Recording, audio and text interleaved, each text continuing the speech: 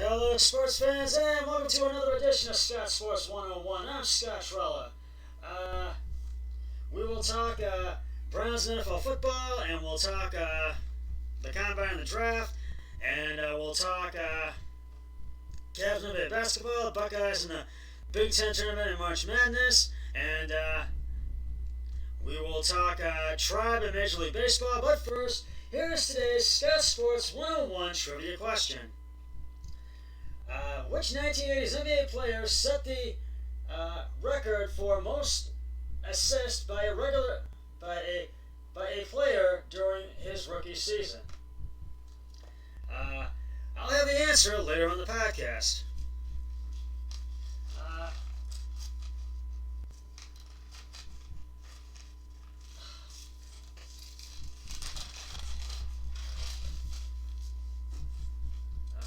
Now getting to the Browns. Browns center offensive lineman J.C. Tretter is among four nominees for NFL Players Association president, who will be elected on Tuesday. That's today, and he, as of today, came in just a little while ago. J.C. Tretter has been elected president of the NFL Players Association. And sources confirmed for Cleveland.com, a league source confirmed for Cleveland.com. Now the others are soon to be Panthers left are soon to be, and they were Panthers tackle Russell Okung and Bucks linebacker Sam Echo, and Giants safety Michael Thomas, as that's who Tretter beat out, according to Tom Pelissino of NFL Media. Now, Okung, Echo, and Thomas are all members of the NFL Players Association Executive Committee, which voted twice against approving the deal. Tretter, the Browns' alternate player, has player rep to Jarvis Landry, did not have a vote, but will vote with full membership by Saturday night's deadline. Now, Echo, who is a strong proponent of the Browns' proposed CBA, and took to Twitter again on Monday to promote it. Though 1% of NFL players have the loudest voice, the proposed CBA is a good deal for the other 99%.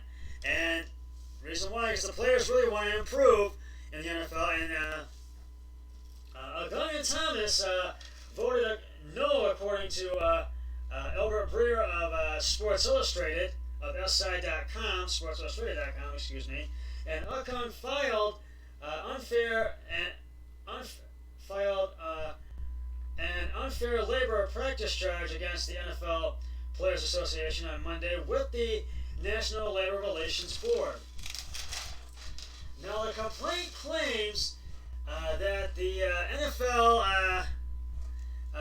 Players Association, led by Executive Director DeMaurice Smith, is negotiating in bad faith by forcing a vote against the recommendation of the executive committee. Tretter armed, with an industrial labor relations degree from Cornell, broke down potential drawbacks to the proposed collective bargaining agreement for NFL players. So they can't have both sides of the story before voting. The vote has been extended 2 days before Saturday night at 11:59 p.m., which that's when they will officially vote. He will officially be elected, Tretter.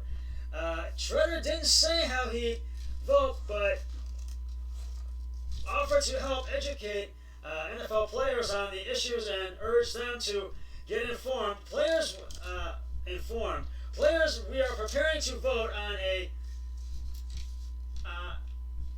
CBA that most of us will play under for the rest of our careers, he wrote on Twitter. Before you decide whether you're for it or against it, please get the informed read-up on it. Talk to your player director and rep, and send me questions and to let etc. get as much info as you can. That's what Shredder said. Shredder has attended all of the executive committee meetings and understands both sides of the issues in the proposed 10-year agreement, which has been approved by the NFL owners. He cautioned that although players were emailed a sheet of detailing all of the gains that they'll make under the new agreement, he felt compelled to tell the other side of the story. I don't want anyone to feel that they are not about the potential drawbacks and some of the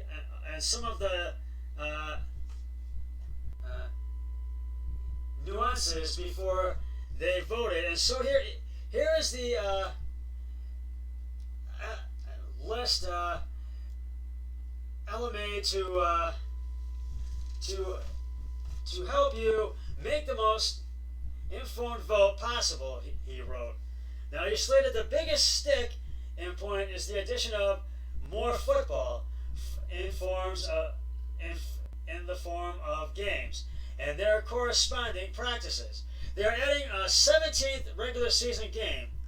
They are adding an extra wild card game that also includes 1 to 2 more weeks of practice. The regular season will still only consist of 1 bye week. Shredder proceeded to explain the negative side of the issues with numbers that correspond to the email. The players received entry-level system rosters, free agency, work rules, and holdouts. Now, you gotta know, this is really what Shredder really made a really big impact on this, and I think that's how he got elected. And I really say congratulations to J.C. Shredder, the Browns offensive lineman. And in other Browns news, the Browns have released Christian Kirksey today after 6 seasons with the Browns, and he missed a good portion of the 2019 season with a chest injury, which left him in IR, and it's the second time that he's had a season like that. And the Eagles are possibly looking to sign him, and should the Eagles sign him? That's the big question. 60% say yes, but 40% say no. But I wish that Kirksey nothing but the best, because I think the Browns are going to get moving. They're going to have a lot of good picks in the draft. They have the 10th overall, so we'll see what happens. The Cavs are in the Windy City, Chicago tonight to take on the Bulls at the United Center, as the Cavs will try to extend their win streak to 3 in a row. And the Bulls' Kobe White will make his first start against the Cavs tonight. Tip-off is at 8 p.m. on Fox Sports Ohio. The Buckeyes, the Ohio State Buckeyes men's basketball team, will take on the Purdue Boilermakers in the Big Ten tournament on Thursday at Bankers Life Fieldhouse in downtown Indianapolis. The Buckeyes have the number 7 seed in this one, in this year's NCAA March Madness tournament, and the Purdue Boilermakers have the 10th seed in this year's March Madness tournament. So we'll see what happens. Thursday tip-off is Thursday at 6:30 p.m. on Big Ten Network. So we'll see if the Buckeyes can do it. We'll see how far they go in the tournament. We will get to the Tribe and final thoughts in just a moment. But right now, it is time to reveal the answer to today's Scott Sports 101 trivia question. Which 1980s NBA player set the record for most assists by a player during his rookie season? And if you said Mark Jackson, you are correct. All of 2018, Mark Jackson's 1987-88 record of 868 assists, 10.6 a game, as a rookie has yet to be broken. I will have another trivia question on my next podcast, so stay tuned for that. The Tribe is out today after yesterday's 11-10 loss to the LA Angels of Anaheim, and after their 11-7 loss to the Giants on Monday. But they will be back in action tomorrow as they will face the Kansas City Royals in Cactus League play at Goodyear Ballpark in Goodyear, Arizona. And we're halfway through. We're more than halfway through the Cactus League play spring training season. And opening day for the Tribe is Thursday, March 26th. They will take on the Detroit Tigers. I believe it's here. I'll let you know. I'll keep you informed on that. First pitch for tomorrow's game, though, at 4:05 p.m. And you can hear it on the radio home. Hear the game on the radio home of the Tribe, WTAM 1100. Well, that's just about going to wrap it up for this edition of Scott Sports 101. I'll be back with another podcast tomorrow. But until then, always remember, be a team player each and every day in every way possible. So long, everybody. 3, 2, 1, I'm done.